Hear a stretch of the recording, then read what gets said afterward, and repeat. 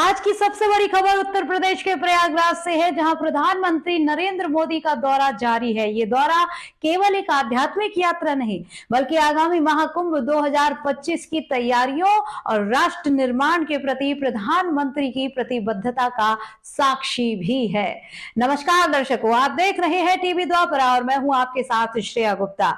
आइए इस पूरी खबर पर नजर डालेंगे, लेकिन उससे पहले देश और दुनिया की तमाम खबरों से जुड़े रहने के लिए आज ही टीवी द्वापरा को सब्सक्राइब कर लीजिए और बेल आइकन के बटन को जरूर टैप कीजिएगा। और अब आपको बता दें, सुबह करीब 11:30 बजे प्रधानमंत्री नरेंद्र मोदी का हेलीकॉप्टर बमरोली एयरपोर्ट पर लैंड हुआ। वहां से वह सीधे अरेल घाट पहुंचे, जहां उन्होंने निषाद राज क्रूज में सवार होकर संगम की पवित्र धरती पर कदम रखा। संगम तट पर उन्होंने साधु संतों से मुलाकात की और उनके आशीर्वाद से कार्यक्रम का शुभारंभ किया।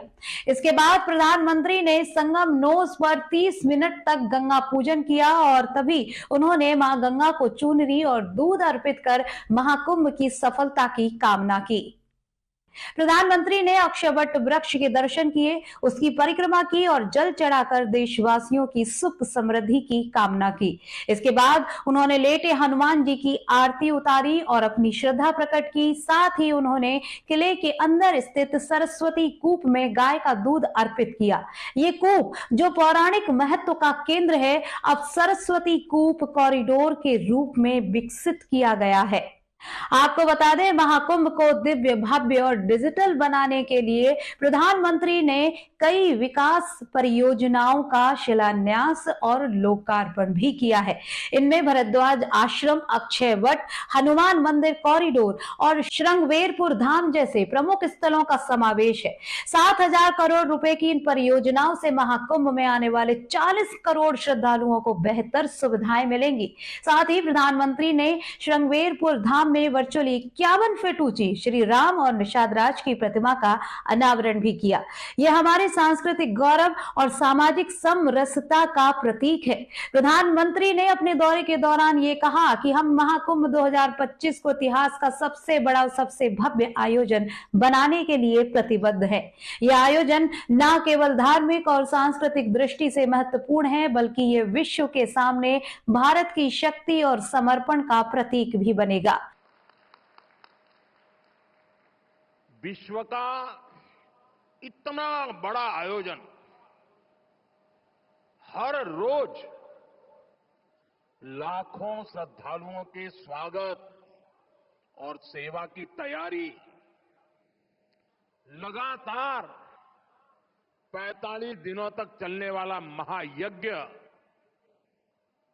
एक नया नगर बसाने का महाअभियान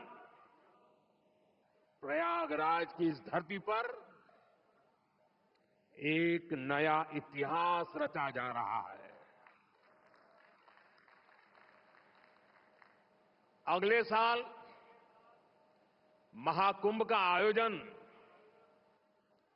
देश की सांस्कृतिक, आध्यात्मिक पहचान को नए शिखर पर स्थापित करेगा।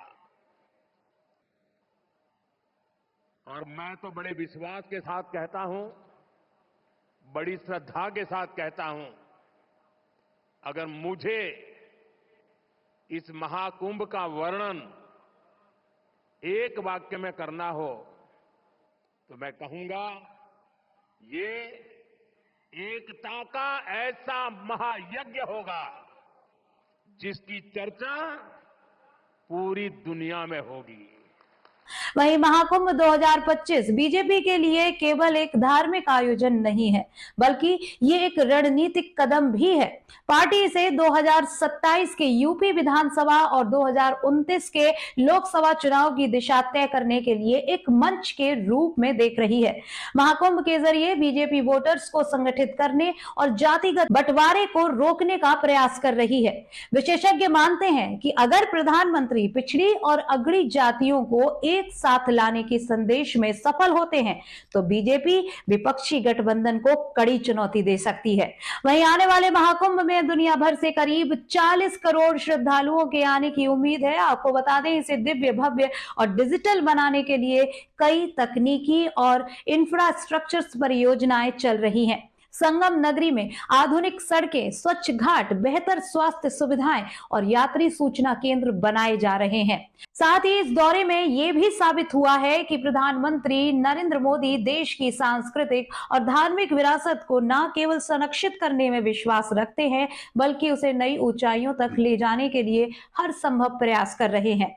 तो ये था प्रधानमंत्री नरेंद्र मोदी का प्रयागराज दौरा, जो न केवल एक ऐतिहासिक क्षण था, बल्कि आने वाले समय में भारत के धार्मिक और सांस्कृतिक नक्शे को बदलने वाला कदम भी है। वहीं महाकुंभ 2025 की तैयारी और बीजेपी की रणनीति पर हमारी विशेष रिपोर्ट आपको कैसी लगी, हमें कमेंट करके जरूर बताएं। फिलहाल के लिए इतना ही। आप देखते रहिए टीवी द्वापरा। खबरों की हर छोटी बड़ी जानकारी के लिए फिर होगी आपसे जल्द मुलाकात एक नई खबर के साथ। तब तक के लिए श्रेया को दीजिए विदा। धन्यवाद।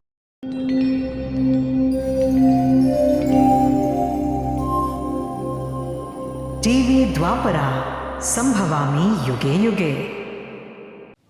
अगर ये प्रोग्राम आपको अच्छी लगी तो लाइक, शेयर और कमेंट करें। टीवी द्वापरा के प्रोग्राम्स को हमेशा देखने के लिए सब्सक्राइब करें, बेल आइकॉन दबाएं।